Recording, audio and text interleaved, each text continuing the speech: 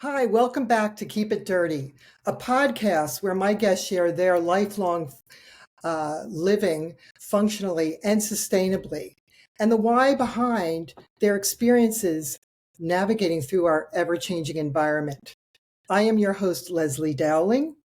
I am a corporate speaker, sharing how one can jumpstart your path to increase revenue and productivity through restorative health techniques. And today, it's a pleasure to welcome my guest, Stephanie Rado Taormina. Stephanie is a fine artist and is the founder of Have Some Fun Today. So it's a pleasure to have you on my podcast, Steph. How are you? I'm good, Leslie, and thank you so much for inviting me to be here and to speak with you today. You're Um, welcome. yes, it is true. I am a fine artist. I was born an artist, right? Artists are often born. Yep. Sometimes we don't even know we're artists until we set on a path to self-discovery. I know so many people, as a matter of fact, that really found the artist in them after and through the pandemic. Yeah. So a lot of people started painting and becoming more creative when we were all in quarantine for those feels like years. And also, yes, I am the founder of the brand Have Some Fun Today, which is something that came to me in a meditative vision after the passing of my late father in 2014. I had always been an artist and a designer in various forms, but when my father passed away and so many people came to his his funeral and his celebration of life, I really saw firsthand all the people throughout his life that he touched with his positive message.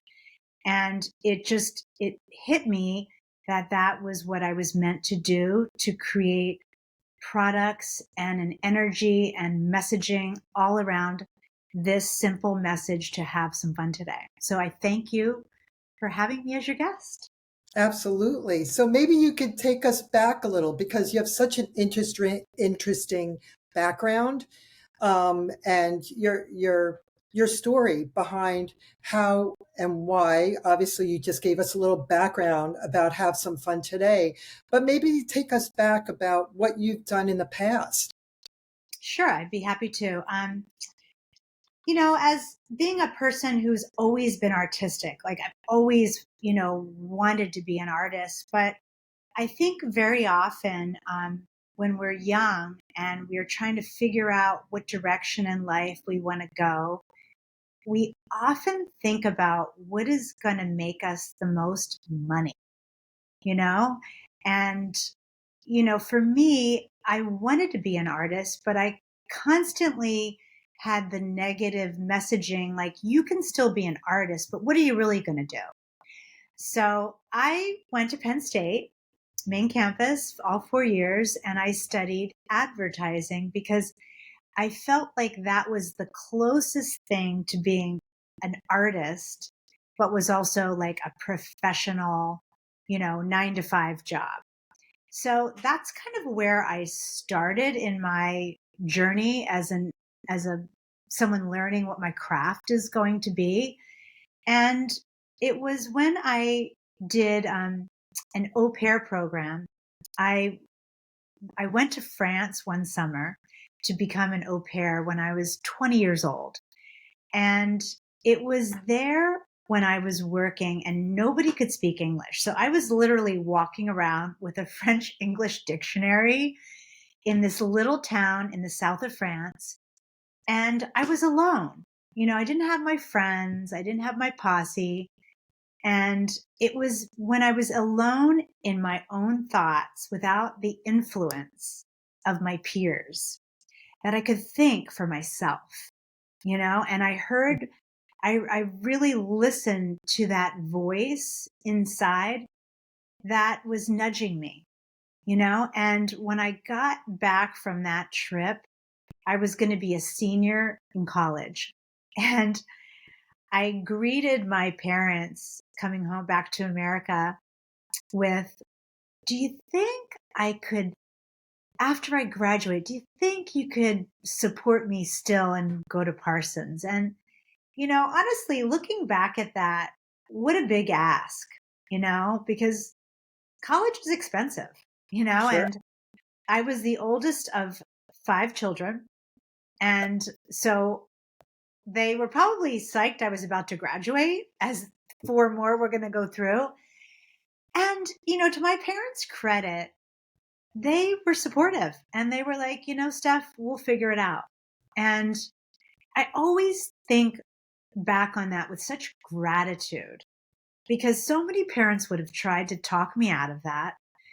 And so, I worked hard that whole senior year. I graduated, had my degree in communications with a business minor, which I have to say has served me very well because, Mhm. fast forward 40 years, I use my advertising and what I learned from that experience and of obviously my business degree.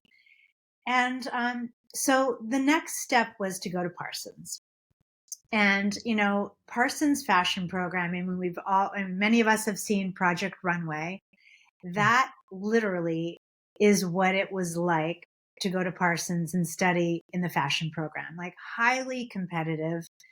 Uh, it was like going to Harvard Medical School. It was that intense, all nighters. But, Parsons, I give it high marks. I mean, it was the kind of program where, the best designers in New York, in America at the time, were actually coming to the school and critiquing us. Like we would do a project. Michael Kors was my critic. Wow. I'd be there in front of Michael Kors showing him my design and he would critique you. And, you couldn't cry, you really had to listen, to learn. And I learned so much from those critic sessions. I met Calvin Klein, I met Donna Karan, I met Marc Jacobs. I mean, I have stories. I remember one day, sitting in the Parsons Fashion Building, and I was working on my senior thesis, which we have a fashion show at the end of the year. And so we had to create two looks. And I was making a gray, like a monochromatic outfit. It was a pair of cashmere shorts in gray. It was all dove gray. And Mm. I was it was a chiffon tank top that was completely beaded in paillettes. I don't know if you know what paillettes are. They're those discs and they're shiny. And I Yes. had a hand sew all of them on. And Marc Jacobs, you know, super nice guy, walks over to me, sits down next to me as I'm hand sewing these paillettes on. And he was fascinated with what I was doing. And he just started talking to me. He's like, I'm doing the same thing for my collection. And it was just so surreal Wow. to have this famous designer sitting next to me, talking to me like a peer about his work. And so that was, just one of many experiences in that space going to Parsons. So, fast forward, I graduated. I got my first job was as the design assistant to Andrew Mark. I don't know if you remember Andrew Mark leather coats in the late 80s were like the thing. Unfortunately, I do. Do you have one? Contemporary, yes. Yeah. So that's my first job. Memories. That was, Wow. that was my first job. And, it was a really eye opening experience to work in fashion back then in New York City on 7th Avenue. I'm so grateful for that experience. However, in doing that for about 5 years, I I realized I didn't like it. Mm. I Mhm. didn't like what I was doing. I didn't feel the energy of the fashion business then was for me. And so after a few jobs and working in it for a few years, I I wanted out, Well, and I left the industry and really left New York. It was that much of yeah, a it was just too much for me at the time. And I went on to start my own businesses. So shocker, right? Because I've had my own businesses yeah. ever since then. So the first one was I was going to design dresses because I loved to wear dresses, and I made all my own dresses. And it was also a time in fashion when the dress was very important. Mhm. And I remember going into Bendel's and they had these days where you could go in as a designer and show what you were designing and hope to be discovered or hope to get an order. And I would do that stuff, as scary as that sounds, to really put yourself out there in front of somebody.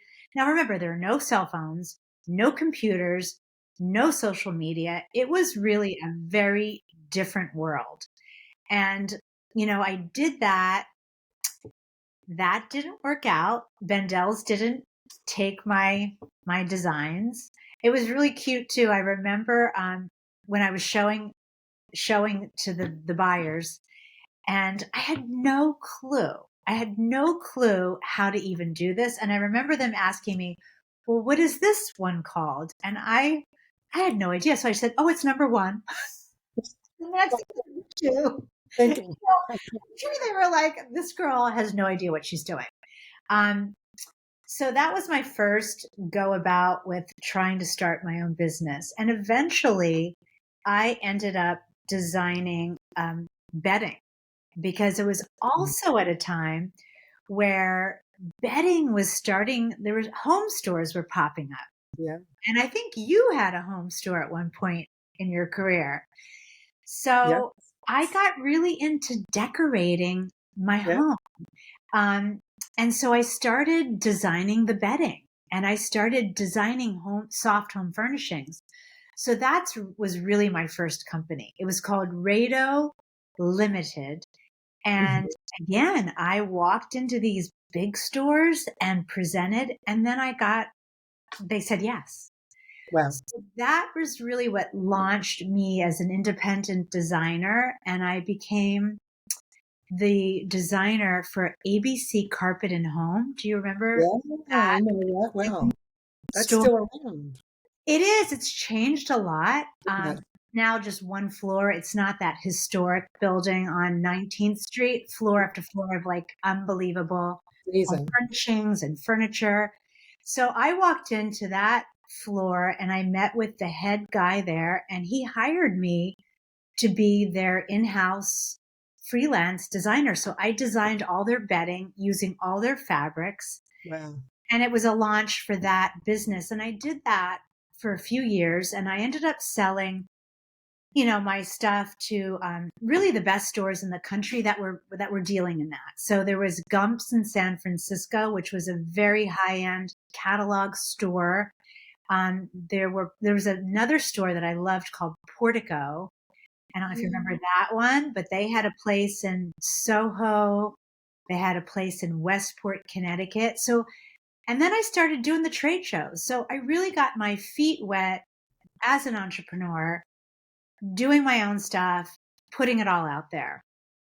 And really what turned the corner for that was that I got pregnant. I was married and I was about to start a family, and I ran into a really tough pregnancy. My first pregnancy was really tough. And I think it was just a point where I had to choose. My business was small enough that, I could sort of pause the brakes, and I decided to do that. And, and so when I did that and focused on becoming a mother, it was sort of at that point that I transitioned from being a fashion designer, home furnishings designer, into being an interior designer. And so I did that for 20 years. So do you Yeah. want me to continue on, or do you want to interject anything about No, I love it. and I didn't know. No, I love it because we have this kindred spirit where, we're all into like just focusing on our body to keep our bodies healthy. And in order to do that and to keep that healthy, then you can, it can trickle into all the businesses you're involved in. So I'm fascinated because we've known each other a long time, and I kind of now remember like when you were into bedding and then you did this, and it's really interesting. So please continue. I, so when I started being an interior design consultant, that was really such an amazing experience because I took my knowledge from Parsons Hmm. and my experience of creating the home I created in New Jersey when I was still in Northern Jersey and commuting into Manhattan. And so I did a home there. And then I came to Why I'm Missing, where we reunited, Hmm. and I did my home in Why I'm Missing. And I really wasn't expecting that it would turn into a career, like a second career. But as I started to socialize and become friends with other new moms, it just naturally happened. People liked what I did and they asked me to help them. And it was so much fun. I love doing that. So it was really a great way to be a stay at home mom and also use my passion and use my talents. And I was helping like all my friends. Hmm. And so it just worked great. So I would say that, I did that for about 20 years, but in the midst of that, I I wanted to kind of get back to my true artistic roots. So I kind of set up an art studio in my basement and I started to paint again, something I really hadn't done Hmm. in a really long time. And so, with starting to paint again, there was this place in downtown Reading called the Goggle Works. Okay. Sorry about that. It's okay. And, the Goggle Works was this amazing factory that literally used to manufacture goggles for World War II. All of Reading was this kind of turn of the century city that was an industrial city. And so we had all these factories all over Reading. And some benefactors came in and understanding that there were actually quite a lot of artists living in Berks County.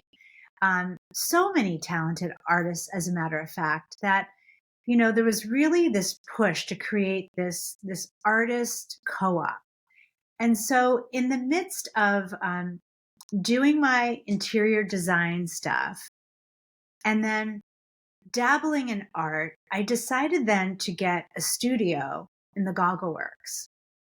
So I'm at that point, I was I was kind of leaning into the painting, leaning into the art. And I also feel that my experience at Parsons with how we create collections, that kind of infiltrated how I created art series. So when I would do a painting, I realized that I could really monetize what I was doing by, I'd do a color palette, do a theme, and then not just make one painting, but make 10 paintings, make as many as I could that would fill my space. And then I would have my own openings. So I really had this, I guess you could call it a side hustle today, but I was developing my life as an artist when my children were, in grade school. So juggling these two things. And, I was very fortunate that people who I did a painting for, just kind of like got noticed. And I was very lucky that our regional magazine, Berks County Living, wanted to do an article on, how I merge my work as an artist with my work as a designer. And I was like featured on the cover of Berks County Living, and it was such a weird thing. I mean, I know it's a regional magazine, but it was like wow. I felt like I was on the verge of expanding my career again, you know, Yeah. which was timely Amazing. because my children are getting older, right? So there's more time, and I wanted just to like do more, you know, do more as a professional person.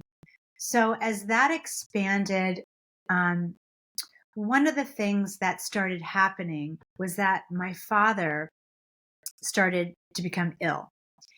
And it was at a point where I was kind of ready to step back a little bit from interior design.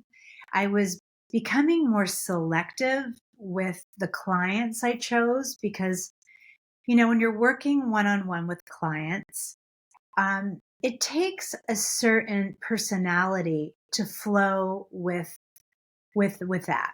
You know, you have to have a certain kind of personality that can work easily with other people. And sometimes you don't pick the right clients, you know? So sometimes that can make your life a little more difficult.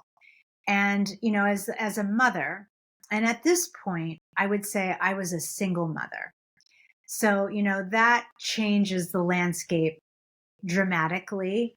And you really have to pick and choose, you know, the energy that you're going to be around, you know, as we all know. And Absolutely. so I was kind of finding myself reducing the amount of projects I would take and focusing a little bit more on my art because that was feeding my soul more, you know. And then my father got sick. And you know, you come to a place in your life sometimes where you have to make real choices about, you know, what you're doing. And I had it was an easy choice for me that I was going to spend every day having a visit with my father in whatever hospital he was in. And that went on for about 2.5 years here in Berks County. Now, my dad was often sometimes in hospitals an hour away. So between me and my three sisters and my brother and my mother, we all coordinated this effort that somebody was always going to be with my father. And, you know, it finally came to a head in April in 2014 when my dad had gone out. They took my dad out to California because he had lost his one leg and it was the winter. And my brother had built this house that had an elevator so that my parents could go spend the winter. So it was a tough time, you know, because I was a single mom and I couldn't just drop, you know, like couldn't, my kids were in high school, grade school.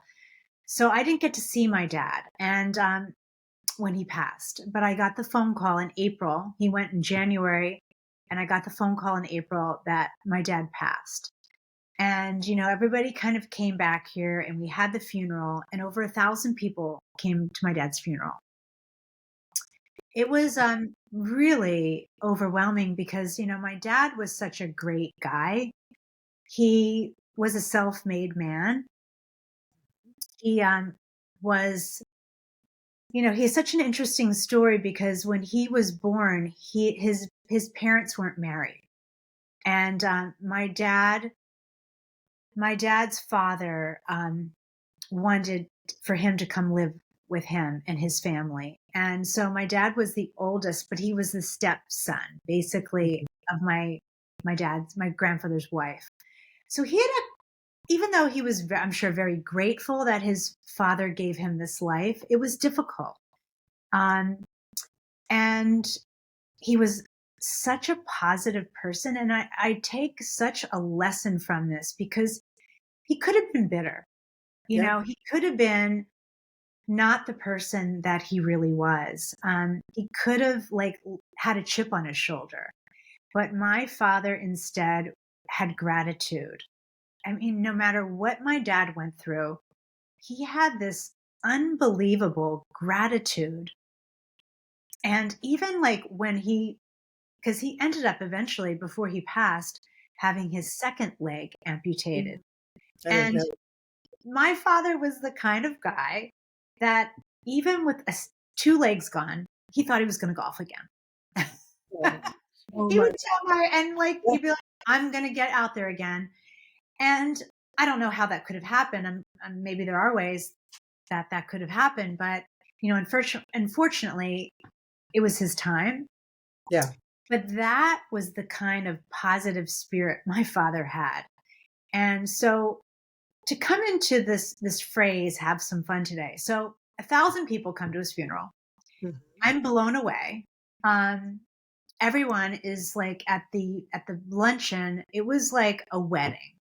People Wow. were like just talking about my father. So many people were there. It was so beautiful and so moving, that it was just something that kind of was incubating in my heart and in my head and my soul. And I had turned to spirituality, I think, through my divorce, through the things that I experienced living in a small town. One of the things that often happens when a woman gets divorced in a small town is there is a bit of ostracizing that occurs. And while it could have been worse, I definitely experienced that. And, so did my daughters. And Yeah. so there were these challenges that I had to go through, which I know now was because I had to go through them, because it has taught me compassion. It Yeah. has taught me empathy for people that go through stuff. And so I think, to be a leader, you need to know what it feels like. Yeah. So, even though, and my story is nowhere near the depth other people go through. I went through stuff. It wasn't fun, but I made the best of it, and I found my tribe, and it led me to a more spiritual way of being, which I am forever grateful for. So, in those weeks and months after my father's passing, I I kind of adopted this practice of gratitude, where I would spend, you know, my morning, like maybe I would take a half hour in the very, before anybody's awake, and have my coffee and think about all the things I'm grateful for, and I would list them. Mm. And there's all different types of ways that you can do that, but it was really grounding to me. And and in that practice, I saw a vision of a painting, because I was really focused on my art at that time, and I visualized this painting that had the words "have some fun today" in it.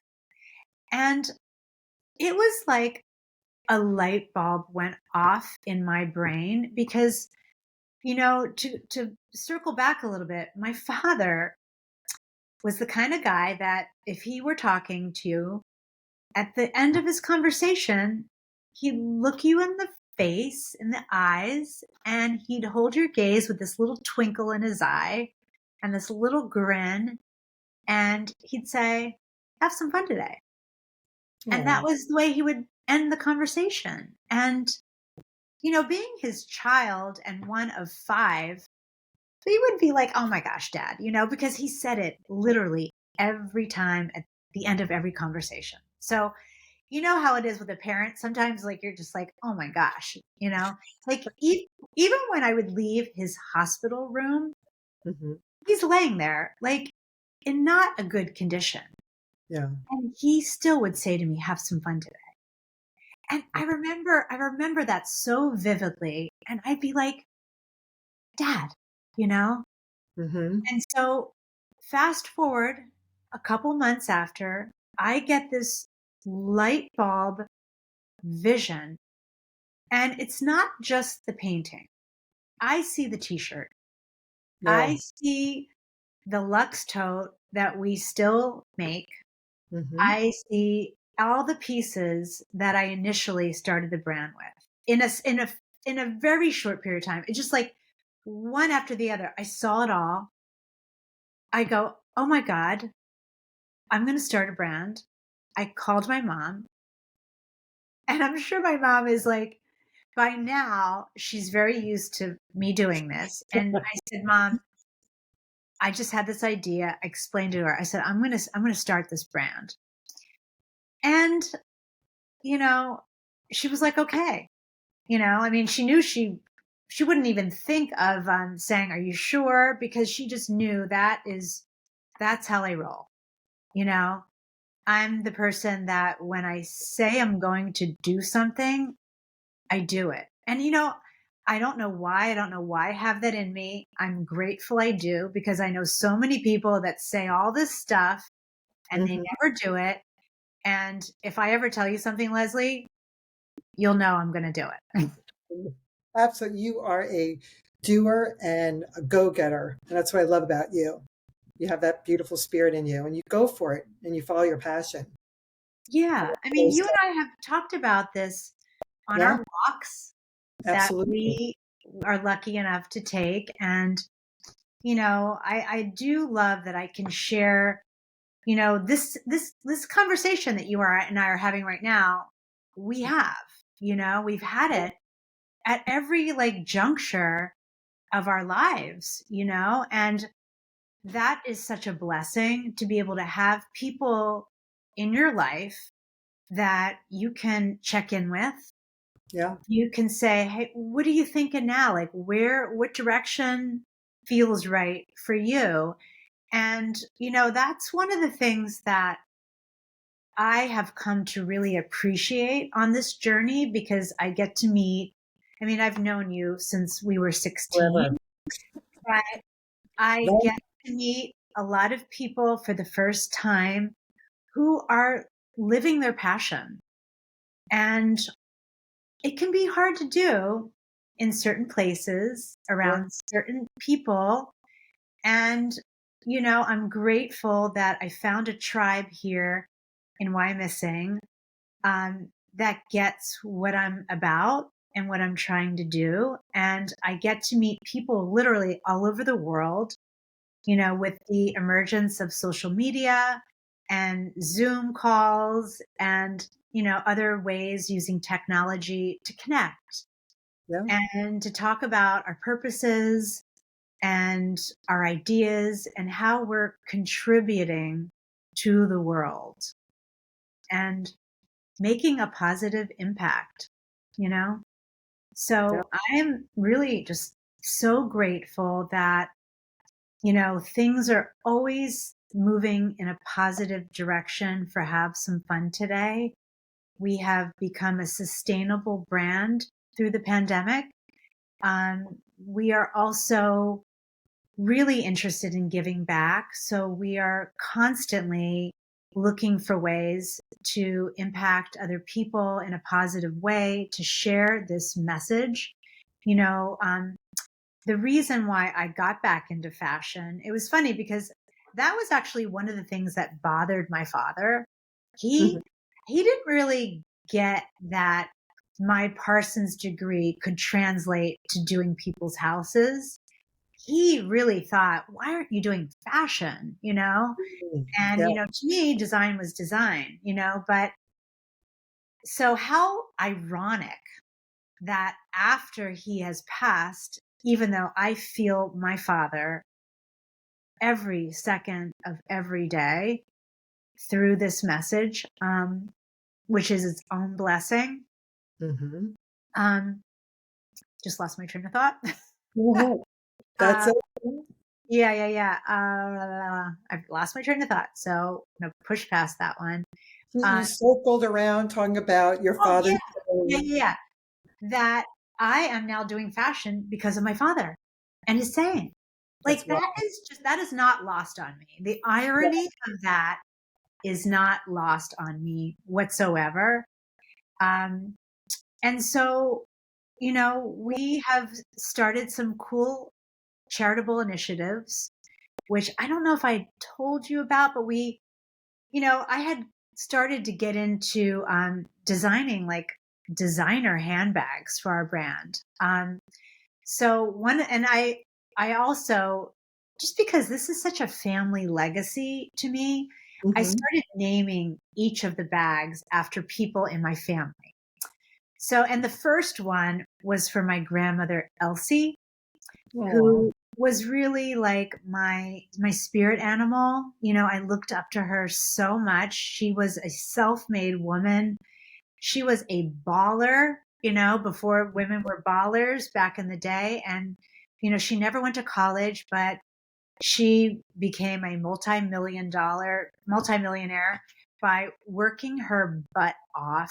She wow. bought real estate. She went in there and she renovated the houses by herself with her husband. She was like this dynamo. She ran a grocery store. Like she just like, what an entrepreneur, and I've always admired her so much. And so my first handbag I named after her. It's the Elsie bag. And about like a year ago, I don't know about you, but I love to take baths. Oh, yes. And Love, love. honestly, there are times, it hasn't happened lately, but there are times when I have been so stressed out that I've taken up to 6 baths in one day. That hasn't happened in a while. About 6 times, but that's amazing. Well, if You it know, helps that you, it's like my therapy, and I yeah, get my best ideas when I take a bath. mm, So, go. funny story, beginning of the new year, this past year, I was, just thinking about the brand and really thinking like, how are we going to get known? Yeah, It's hard. It's really hard. And I had this idea because we had these Elsie bags and there was one colorway where the factory who made them messed up one panel. Like when you make a bag, there are many panels on a bag which comprise a handbag. It's quite complicated. And hmm, so one of those panels I discovered, thank God it was me who discovered it because I am nutso about the quality of my stuff. yeah. And it happens. Like I don't make it, a factory makes it. You think it's going to be great, and then you find out something and it's mortifying. Well, thank God it was me. I found this one panel on a number of the bags, not all of them. It affected like 40 bags. And I realized I couldn't sell them. So now I have these beautiful no one could tell. I know, but I can't sell them. And so I have these bags and I'm thinking, because we're sustainable, right? And what does sustainability mean? You know? Um, and so I thought, wow, what if I gave a bag to a fine artist and they painted the bag like a work of art? Just so happens that Louis Vuitton has done that in a very big way with the Kusama, the polka dots, and all that. Yeah. Well, I'm not quite Louis Vuitton, but I thought it was a brilliant idea. So I shared it with the PR people I work with, and we created an incentive that we did in New York City in June called the Elsie Project, which is where we gave a handbag to 8 New York City artists. They each created a work of art. We had this other company called Good World, which specializes in charitable auctions.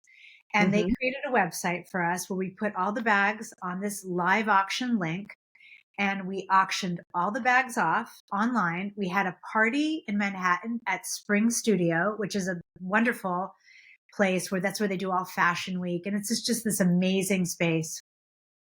And we were lucky that they allowed us to have our event there. And we had this amazing event, and all of the proceeds we donated to Vibrant, which is a national nonprofit for mental health. Wow, So, that's all tying awesome. back to our mission, celebrating and bringing together fashion, art, having fun, which is something we all need to do more of as humans. Because when you find your joy, you lead healthier lives, and everyone can find 5 minutes to smile, I think. I mean, we're all Love kind it. of busy, I know. Yeah. So, so it was this wonderful success, and it really spoke to what my mission is as a entrepreneur and a designer and a human. And we're hoping to continue it with partnering with Soho House um, at Art Basel this year. And hopefully, fingers crossed, we would like to have this being an ongoing campaign throughout 2024 and do it at all the Soho houses in the country. So that's a little exciting tidbit, and that's my story.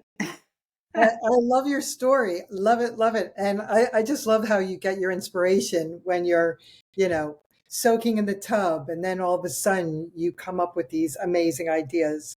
But I also love the fact that ever since I've known you, you've always been very in tune with your body and just spiritually very in tune.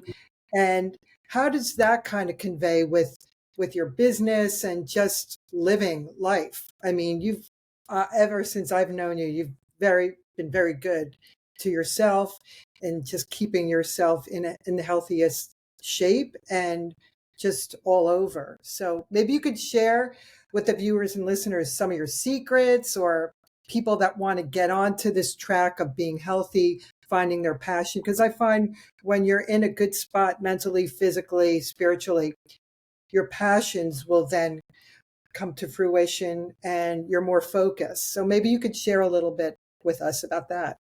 Yeah, I definitely will, because that is one of my core beliefs. And I have, I would say, like, growing up, I'm an Italian American, a little Welsh in me. So I've grown up around big Italian families, my mother's side and my father's side. My dad is part Welsh, so that's where that comes into play. But, I've been around food. I've been around food and eating and good food my entire life. And, food has just always been a big part. But, like, I would say and I didn't understand food, when I was in high school, there was a lot of misinformation, and, girls, I was the girl who starved myself all day of high school. And then I'd come home and eat a bowl of ice cream, you know, really messed with my health. And I didn't even realize it. So, it took me, to go through college and all that unhealthy eating and drinking that we do in college, Yeah. and really struggling with my own body image early on in college, because I was always thin. And then I went to college and I didn't even see the weight. I came back from my first summer at Penn State, and my younger sister, Joselle, said to me, "You're fat." And I was Oh, like, "Oh, geez. I was horrified." I was like, and I looked at her, I'm like, Okay. "Oh my God, I am fat." And it's so funny because, like, when I really realized that I was 20 pounds heavier than my normal self, it's funny how that messes with your own self-esteem and the way you view yourself. And that was probably the first time in my life, as, like, a freshman in college, I was, like, insecure about how I presented and how I felt about myself. It wasn't so much even how I felt I looked. I felt completely insecure. Hmm. And, I started working out because running was the thing that I did back when I was in college. And I eventually, like, lost the weight over a couple of years, but I'm almost grateful for for that for that hardship, Hmm. because I was always thin. I was always pretty. So you don't realize what it feels like to not be that person, because you're in a new place where nobody knows you. So Yeah. they're meeting you for the first time as this different version that you're not comfortable with and you've never been before. So I remember that very well. I can still feel that, and I'm grateful for it. Yeah. So then as I, graduated college and I went to Parsons, um, I got thin and I didn't work out at all because I was working on my Yeah. fashion program all the time, over late nights, Hmm. in that kind of New York lifestyle where, you're really poor. Honestly, I don't know how I afforded food. Hmm. Like I don't even remember what I really ate, so I was very thin. I didn't work out. So still not healthy, basically. Yeah. And then I think it was when I moved back to Wyomissing and I became a mom that I started to get a sense of my body. Hmm. I breastfed. I have two daughters and I had them 18 months apart. And I had really difficult pregnancies. Um, I think it's just the way my body is proportioned. I have a very short waist, so there wasn't a lot of room between my neck and my where I was carrying. So I was like, it was like carrying like right under my breasts practically, and I had to go in bed rest for 3 months, and I came down with gestational diabetes. So that was kind of when I started paying attention to what I ate. And then as I'm a new mom and I'm looking at my body after two pregnancies, not having worked out, and I don't remember how long, I remember putting on a bathing suit when I was about 31 years old. And I was like, okay, I have two choices. And I remember this. I remember looking in the mirror and I didn't know what I was doing because I wasn't I wasn't really an athlete anymore. Like in high school, and I did everything. I played tennis. I Hmm. think we played tennis against each other, uh, Yep. and I love tennis. But like I kind of got out of all that stuff. My lifestyle just wasn't didn't continue with fitness. Through high school, and college, and all that. So I look in the mirror with a bathing suit on and two little kids, and I thought to myself, I have to make a choice. I can give up and just let it be what it is, or I can Hmm. get my shit together.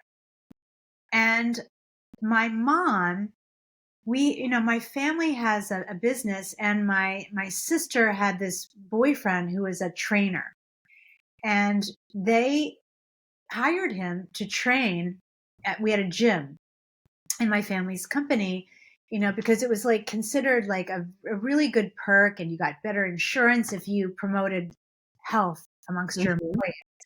So I started going to this gym, didn't know what I was doing. And my mom, I started like, she said, I'm going to help you. I'm going to help you. I'm going to, you can work out with the trainer they have there. And I just started doing it. And, I think once you start doing that, it's fun. Yeah. Me working out, and now I've been doing it ever since then. It is a luxury to me. Getting to work out is just something I'm like, I get to do it. You know what I mean? And when you're there and you're doing it, it feels so good. And so that has always been my mental state around doing it. And then the more I got into it and the more I could see how I was reshaping my body, and I was getting, muscle tone, and it felt good. I felt strong, and that triggered something in my mind where I felt stronger mentally as well. And so it wasn't long after that I really came to a full realization that everything is integrated. Yeah. And I'm such a believer in having your physical, your mental. Like I believe in therapy. I have started therapy since 2020. Prior to that, it wasn't like I was against therapy, but I was under the I thought that I was getting therapy by talking to my smart girlfriends. And as much as that is a wonderful thing to be able to do, it's not therapy. Right. And I'm so grateful for the therapy that I do because, I'm able to bounce ideas off of a smart, person who listens and doesn't tell me what to do, but helps me navigate from my own voice what's right for me. And, my sister Lisa has a wonderful nutrition program. She's a nutritionist, and she has been very influential in me being able to, learn about different supplements that can help my overall health and well-being. And so really at every turn, I integrate any type of health into my life. And I have taught that to my daughters. And it has really helped me feel whole and feel strong. And one thing that I would say that I'm so grateful for whenever I was going through a really tough time, because Mhm. look, even though things in general have been good, we all go through stuff, and Sure. I've had some really low points where, probably if I was a different personality type or I hadn't had the specific experiences that I've had, maybe I would have turned to something that was bad for me as a coping mechanism. Yeah. But for the grace of the universe, my my trigger is to dig in more to health. And, whether it was a bad breakup or something bad happening in Hmm. whatever realm of life that it can be, Yeah. I would double down on my health because I felt like when this is over, if I go and start, drinking, or if I were someone who was taking different substances, Hmm. let's face it, when you're not going to come out of that in a better space. So if you if you realize that, okay, things aren't so great right now, so I'm going to double down on my health. I'm going to research some other new thing I can add. When you come out of it, you're ahead of the game. And Absolutely. that's always been how I've looked at my life. Yeah. So, quick question. So, for people that are listening in today, what advice would you give somebody who wants to follow their passions and maybe start a business? What kind of advice, since you could give so much wisdom, words of wisdom to everybody that's listening, what would you say? Well, I mean, I would say, seriously think about it. I love listening to podcasts, and I love reading about people who are much smarter and more experienced than me. And there was something I listened to recently, and it really made an impact on me because, I put a lot into what I do. I literally work 7 days a week. Hmm. And it's a choice. Like some people will be like, oh, that, I'm like, I choose to do it. It's all good. Yeah. Um, but you do sometimes think, well, geez, like, what if this doesn't work out? Like, am I going to regret all that I did here? And I've had those thoughts, Yeah. um, and the one thing that I heard that really hit home with me, um, at, and it may sound a little weird at first, but at the very end of your life, when you're about to take your last breath, let's go there. Yeah. Okay.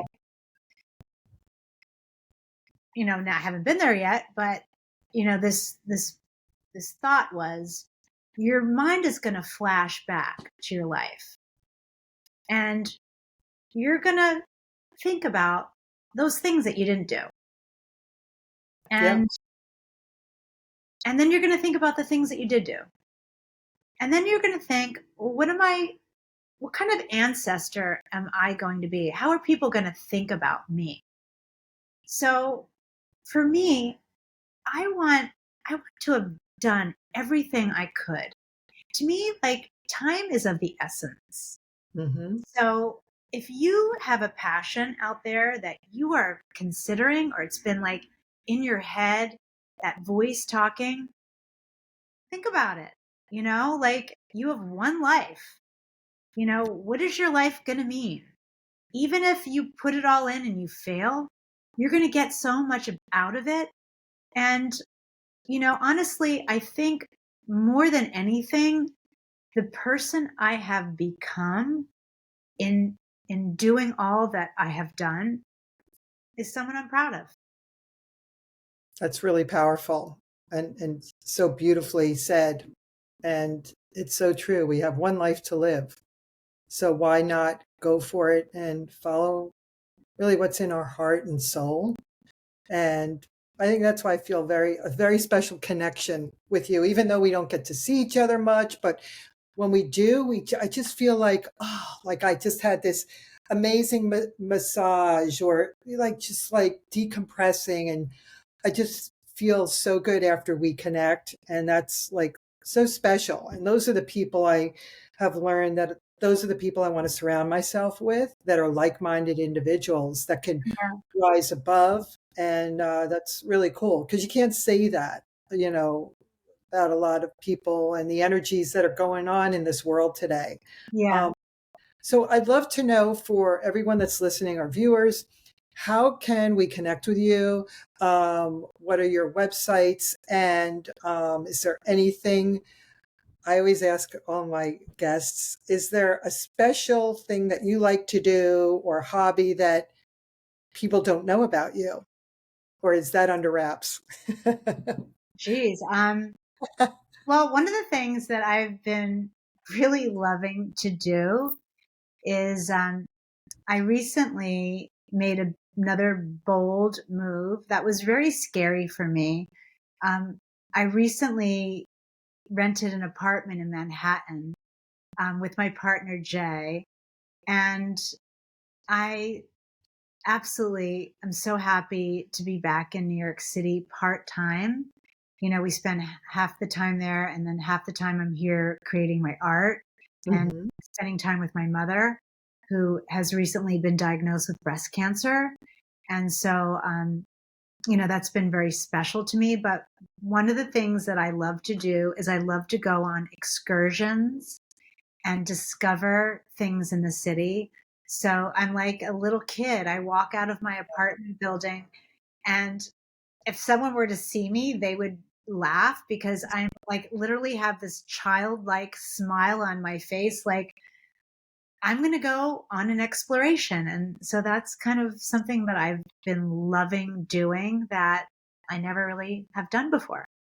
So That's aside awesome. from, my weird thing, I love painting and, Yeah. you know, that kind of stuff, but everyone kind of knows that about me. But let's see, how can you get in touch with me? Well, it's very easy. I'm on social media. I'm on Facebook as Stephanie Taormina. We have a Have Some Fun Today page.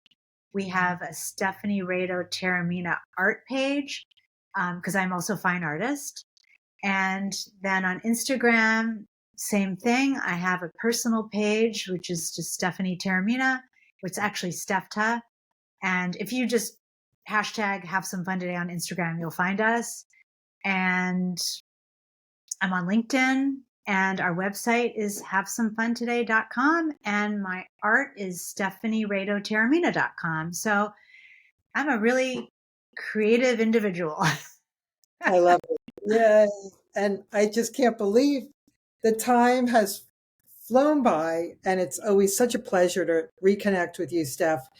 And I would love to follow up in the winter and have you back on as a guest. You could tell us some of the exciting things that you've been working on, and we will reconnect soon. So, again, thank you for taking the time out of your day to be a guest on Keep It Dirty.